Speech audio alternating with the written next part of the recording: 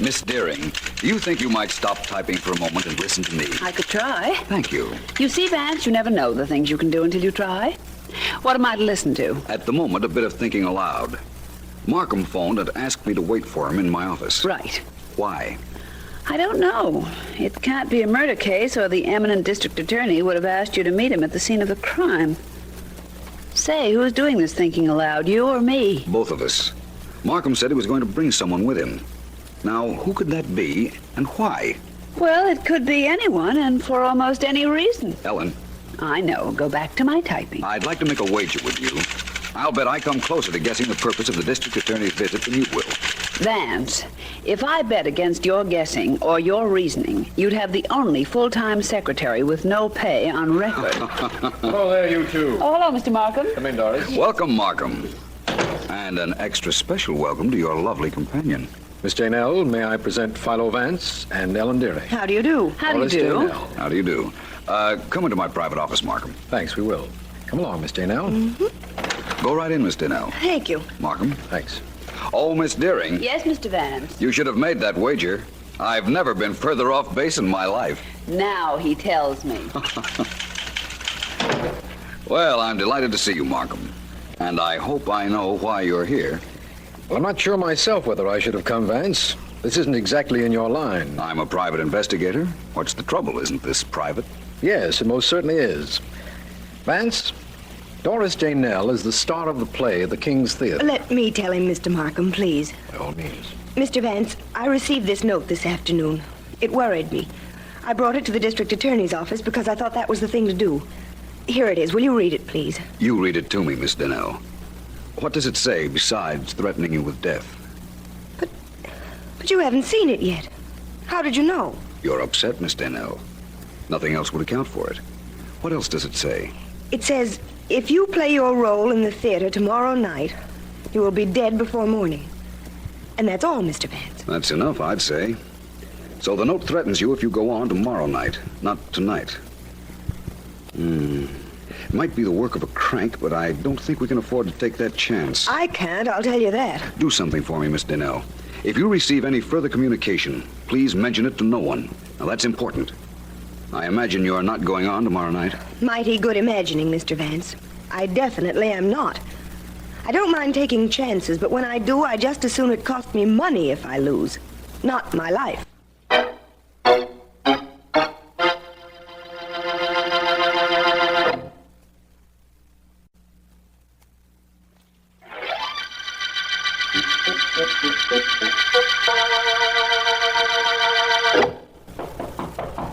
Yes, who is it? It's Betty Wheeler, Miss Danell. May I come in? Sure, come on. You wanted to see me. Badly. Betty, how long have you been my understudy? About 3 months, I'd say. And you've never had a chance to go on? No. Well, you've got one now. Here, throw this towel in the laundry bag, the one hanging on the door. Catch. Is this your laundry bag? It isn't anything Santa Claus is waiting to pick up. Just the laundry man, and he won't be here for 2 days. Well, what about tomorrow night? Do you want to go on for me? Do I? Playing the lead on Broadway opposite Jack Aldridge. Oh, I can hardly believe it. But may I ask one favor? Sure, kid. What? May I use your room? Why not? I've never used a star's dressing room. The joint's yours for tomorrow night. Take it with all the trimmings. Yes? Hiya, decent, Doris? Sure. Come on in, Peters. As if there was a way of keeping a company manager out of the dressing room. Hiya, Doris. Hello, Betty. What's going on here? Hello, Convention? Mr. Peters. Have you heard I'm going on for Miss Danell tomorrow night? Huh? What's the matter, Doris? Don't you feel good? I feel fine, but I'd like to stay that way. I got a note threatening my life if I work tomorrow night. What? Maybe it's a gag, but I'm not taking any chances. Just one performance? That's all the note said. Peters, Betty here is your star for one night. Well, this show is getting jinxed. I'm sure of it. First it's robbery, and now it's this threat. What's this robbery routine? Somebody steal a bowl? Stealing a bow. Somebody stole the receipts from the office 2 nights ago. Over $4,000. And the cops are going crazy because they can't find any evidence of anybody breaking in. Inside job, huh? That's the way it looks. But that doesn't help this threat business any. Doris, you wouldn't... No, I wouldn't. That's what I thought. Mr. Peters, are you in there? That sounds like our director. Yeah, come on in, Hartley. Good evening, Mr. Mayo. Miss Wheeler. Good evening, Mr. Hartley. Peters, they told me you were in here. That was very nice of them. And you found my dressing room without trouble. Well, the director of our show has a sense of direction. Hey, I'm starting to feel better already. Miss Daynell, can't we go somewhere and talk? There are so many things I want to ask you. Well, there's one thing I want to tell you. Don't get used to the way Jack Aldridge makes love to you on stage. He's mine. On stage, and what's more important, off. Oh, of course, Miss Daynell. I know that. Well, what are you standing there like that for, Hartley? You're supposed to have come in here to see me. What about? I did not want to interrupt the young ladies. I find their conversation very interesting. I'll have a record of it made for you. Now, what do you want with me? Please come outside, Peters, so we can talk. Tell me in here. I think it would be better for you if you came outside. Okay, come on, I'm ready. Well, Hartley, what is it? What's on your mind? Money, Peters. I need some money. 10 till payday? Let's not fool Peters. I don't want any of that vaudeville money. I need dough. 1,000, maybe 1,500. Who doesn't? You are going to give it to me. Am I? How do you know? It isn't how I know, it's what I know. Shall I go into details?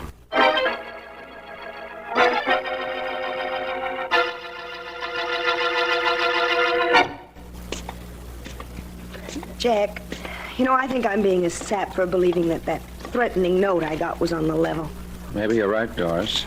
I just don't know. Nothing happened at tonight's performance. It wasn't supposed to be tonight that anything happened. I worked a little with Betty Wheeler, and tomorrow night, maybe the understudy gets her big chance. I told her she could, but now I'm not so sure. I'll miss you, honey, if you don't make it. You might miss me permanently if I work tomorrow night. But I'm not sure yet that I won't go on. Something tells me maybe I ought to. Well, here's my apartment. And you've got to make the long walk to the next one all by yourself. Think you can make it? I can make it this once. You're not nervous? No, not a bit. If anybody bites me, I'll scream for you, and you can come and bite them back, okay? Sure is. 2 more weeks and no more good nights, right? Right. Just 2 weeks till the wedding. Night, darling. Oh, you want an extra good morning kiss for the one we missed tonight. Well, I'm kind of going to want you to pay that little debt, honey. Good night.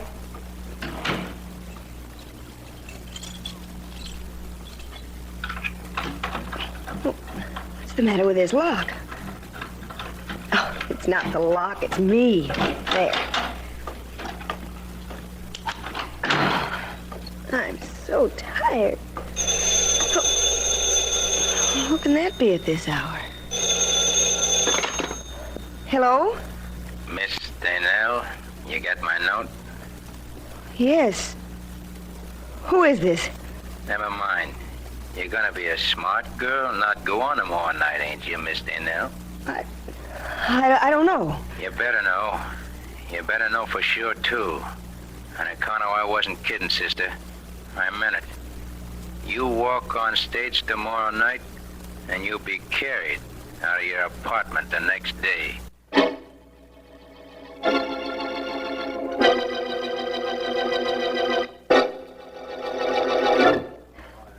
Hey, everybody. 20 minutes to rehearsal time. 20 minutes. On stage in 20 minutes. That's what we did for your understudy, Doris, called a special rehearsal. Where is Betty, Peters? In your dressing room. Oh. She said she had an okay from you to use it. That she did. Is Jack around? I don't know. I haven't seen him. Well, here's my room. I saw Betty come in about a half hour ago. Wait, I'll knock.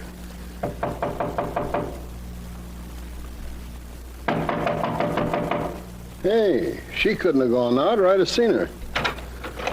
Betty! Betty! Miss Wheeler! Hey, Wheeler, open up. Peters, I never locked that door in my life. Something's wrong here, Doris. Hey, somebody, Miller, Hartley, come on over here. Something's the matter in Doris's dressing room. Doris. Well, it isn't me, Jack. It's Betty Wheeler. She was using my room. Oh, goodness. What's going on, Peters? I don't know. Wait a minute. I got a key to this dressing room. Betty took mine yesterday. Miss Wheeler is in there. I saw her go in. Thanks, Hartley. You're a big help. Yeah, here's the key. Jack, darling, stay close to me. I think I'm getting scared. Come on. Betty. Good Lord. Let me see. Get back, everybody! Everybody keep away from this room until the police get here. Betty Wheeler has been murdered.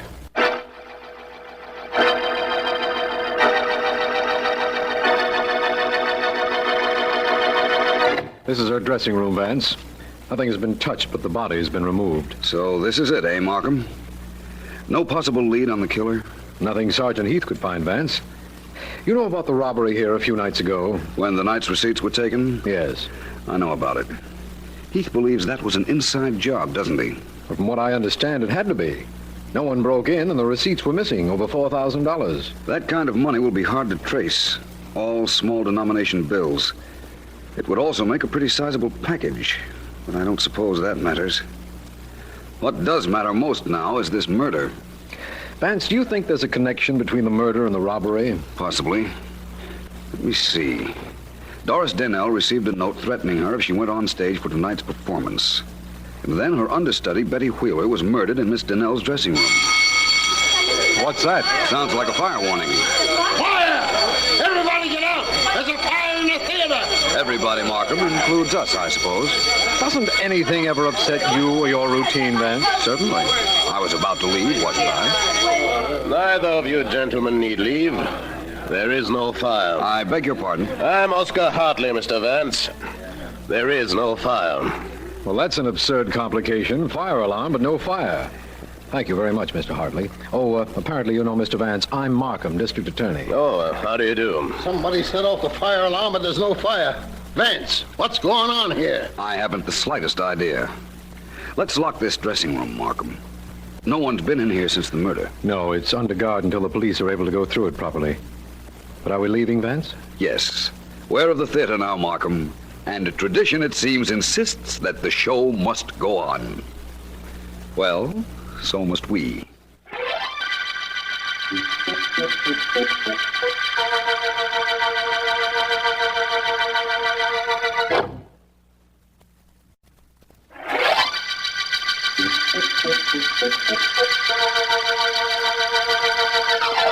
This is District Attorney Markham. The Backstage murder case began when Doris Daynell, stage star, received a note threatening her life if she played her role the following night. The threat came after the theater office had been robbed of $4,000 in small bills. Vance appeared at the theater after Betty Wheeler, Miss Daynell's understudy, had been murdered, and met Peters, company manager, and Oscar Hartley, director of the show. He has yet to meet Jack Aldridge, Miss Daynell's fiancé and leading man. I have just had a report that Peters, the company manager, is in his office with Doris Daynell. It's just about the time for the... Look, I don't want to hear any more about it, Doris. You're going on tonight. You've got to. I can't, Peters. I just can't. Can't? Why? Because of what happened to Betty? Not only that, I can't tell you why. Mr. Vance told me not to. What is all this? What's going on here? Oh, all right, I'll tell you. I got a phone call last night. It warned me not to go on. Mr. Vance told me if I received another threat, I was to mention it to no one, and I haven't till now. You told nobody? Nobody but you, Peters, not even Jack. Doris, you've got to go on. I'll fill Backstage with policemen if necessary, but you've got to go on. Oh. I can't refund the money for tonight's performance, and I'll have to if you don't work. We're in a financial jam as it is. What with that money being stolen? I know, and I'm sorry, but I Doris, simply I can't. know how you feel, and I'm sorry, too. But please, do this for me, for yourself, for the rest of the company. You've got to do it.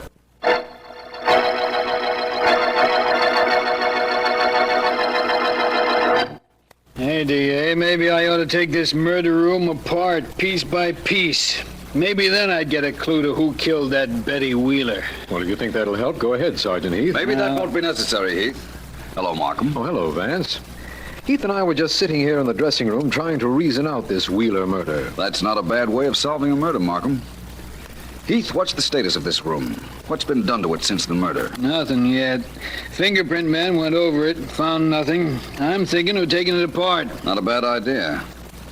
What's this on the back of the door? You mean the laundry bag? No, I mean this tacked-up notice. Don't forget to turn out lights. Laundry will be picked up every Friday. That's tomorrow. Please leave key with doorman. Well, there's certainly nothing unusual about that. It's on every theater door in the country. You know, Vance, I was thinking the murder of this Wheeler girl had something to do with a robbery in this theater. I think it's the other way around, but I agree. You know something, Vance? If I could just find out who stole those receipts or where the money is, I'd be on the right track. I'm sure of that. Oh, I know where the money is. What? You do, Vance? And who stole it? I don't know who stole it or who murdered Miss Wheeler. But I repeat, I do know where the money is. Well, where is the dough, Vance? Right there in that laundry bag. But you can't know that, Vance. You were only in this room once before, and then only for a few minutes, and I was with you all the time. I didn't see you look in that bag. I haven't looked yet, but I see the sergeant is about to. Go ahead, Heath. Dump all that stuff on the floor. That's just what I'm doing. Holy mackerel. This package. Is that the money, Vance? Probably. Hey, it is money. Lots of it. Over $4,000, if I'm not mistaken. Vance, anytime you say anything from now on, I'll bet you're not mistaken. How did you know it was there? Reasoning, Markham. The theater robbery we suspected was an inside job. In view of what followed, it seemed reasonable to me that the thief hid the money in this dressing room. Why would he do that? My guess is that he was almost caught. There's a night watchman at this theater. Maybe the thief saw him and knew he couldn't explain the package. Miss Daynell told me her dressing room was never locked. Everybody in the show must have known that. So the thief, to avoid being seen, ducked into this dressing room. That's right. He dropped the money in the laundry bag here, thinking he could pick it up the next day. But he couldn't get in here because Miss Daynell was using her dressing room. And when she wasn't, there was somebody around. Her maid, her fiancé, actors, or somebody. So he couldn't get in here to take out the money. He knew the laundry was to be removed tomorrow, and tonight was the last chance he had to get into this dressing room and get back the money he'd stolen. Go ahead, Markham. You're doing fine. Thank you. First, he threatened Miss Daynell, but he found that didn't work because Miss Wheeler was using this room. That's right, Markham. And when he learned Miss Wheeler intended to use this dressing room tonight, he tried to get in here this afternoon. Only Miss Wheeler caught him. He had to kill her, but he still had no chance to get the money out. Later, he tried to get us out of the room with that fake fire, but that didn't work either. Yes, that certainly sounds reasonable, Vance. It's what happened, Markham, I'm sure. Let's not say anything about finding this money as a first step. Toward finding the killer? That's right.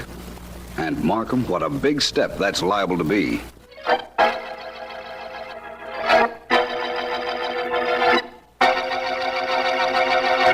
I've questioned Jack Aldrich and Mr. Peters, Mr. Hartley, and I didn't want you to think I was slighting you in any way. I know you had talked to them. I overheard you. You did? How? By the exceedingly simple process of putting my ear to the door. I just wanted to see how far Peters would go in indicting me. You see, he and I did not get on very well. So I learned. But still, you direct every show he's connected with. I'm a genius. That's not the way I heard it. Apparently, you have a hold of some kind on Peters. Very definitely. You see, many years ago, Mr. Peters happened to take some money out of a theater safe. The producer caught him.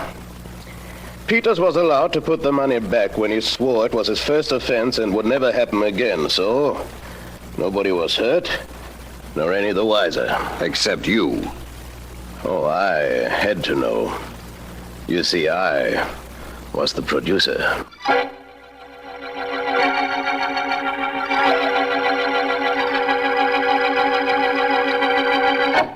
It's an hour before curtain time, Vance. Aren't you going to the theater to watch Doris Daynell if you decide she is to go on? Probably. And you're going with me, Miss Deering. Well, good. You think I might have time to hop off home and don some gayer raiment? Yes, if you like. I thought I'd... Vance, you've got to come to the theater now. Sit down, Aldridge. Relax. What's the trouble? Doris received another threat. A phone call last night. The murderer insisted she doesn't go on and that there be no performance tonight. No cause for your excitement, Aldridge. No cause for excitement. After what's happening in our theater, I love that girl, Vance, and all this is making a wreck of her. She says she'll go on if you tell her to, but you can't take a chance with her life. I'm sure the murderer intends to strike again. That sounds like a line out of a play. But very well, Aldridge, I'll go. I'm sorry, Ellen. You won't have to bother about changing your dress. I'm going to see a murderer about changing his mind.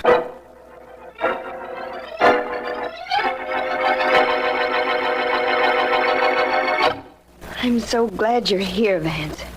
When you're around, I feel much safer. That's hardly a tribute to my romantic appeal, but I like it, Miss Daynell. I'm just taking a little inventory. How many phone calls did you receive? Just one. The one in my room. Oh, Vance, I told Mr. Peters about the call. I had to. I was trying to tell him why I couldn't go on tonight. You're going on, Doris, and you're going to be great. But the man who murdered Betty and who threatened me, Vance, what about him? Him? Oh, I know who he is, Miss Daynell. He probably thinks he's very clever. I'm going to let him make his second mistake. Second? What was the first? Thinking he was very clever.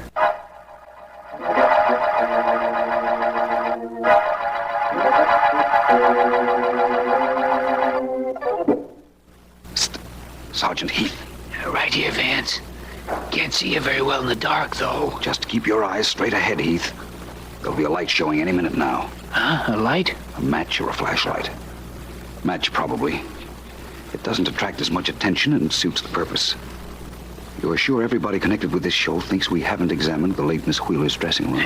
Sure, I'm sure. I practically announced it to 2 cops so that everybody could hear. Did a good job. Vance, on the corridor. A light. To match. That's what I expected. Do I grab whoever's carrying it? That's right.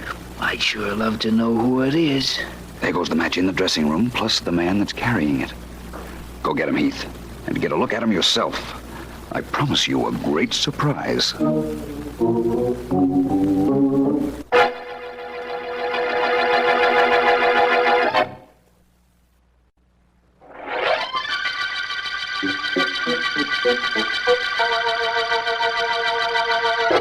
Ellen, how long will you be getting dressed? Not long. What's the hurry? Won't they hold up the show till we get there? Well, Vance, how do I look? As interesting as an unsolved murder. As soon as I find out if I like that, I'll thank you. And speaking of unsolved murders, let's talk about one you solved. The Backstage murder case. I understand from Mr. Markham that you had everything in the case all figured as you went along. How'd you know? Trade secret. Let's trade secrets. I'll tell you why I like going out with you, and you tell me how you knew the murderer. Deal. You know all about the robbery of the theater safe and its association with the murder of Betty Wheeler? Yes, of course. Your turn. Well, I like going out with you because I never know what you're going to do or say next. Your turn. Oh, just a second. Seems to me that I understood Doris Daynell got a phone call from the murderer several nights ago, just a few seconds after she'd said goodnight to a fiancé. Now, how could the murderer have been Jack Aldridge? Very easily. He needed only a few seconds to go into his apartment and call Doris to threaten her. Well, I'm waiting, Ellen. Oh, let's see. I like going out with you because you're so different. Now, another question. How did you know it was Aldridge? Good question. When he came breaking into our office last evening, he seemed terribly distressed about the phone call his fiancée had received. Mm-hmm. He wasn't supposed to know anything about that phone call. Doris didn't tell him. Peters, whom she told, didn't tell him. So? So the only way he could have known about it is if he made the call. So he made it. Now it's my turn to say something nice to you, isn't it? Mm-hmm. Well, let's see now. Well, is it that difficult? No, I've got it. I like going out with you on account of most of all, I like going out with you. A little repetitious, but very flattering repetition. Well, that's about all there was. Of course, while I knew his identity, I couldn't prove it. So I set the stage for Aldrich to steal back the money he had hidden in Doris Dennell's laundry bag. He tried to, and Sergeant Heath took care of him. I'm glad. That Sergeant Heath took care of Aldrich? That and the fact that you were right again, and that we're going out, and that you're you, and that I'm me, and most of all, I'm... What? Glad Yes? that this is the end of the Backstage murder case.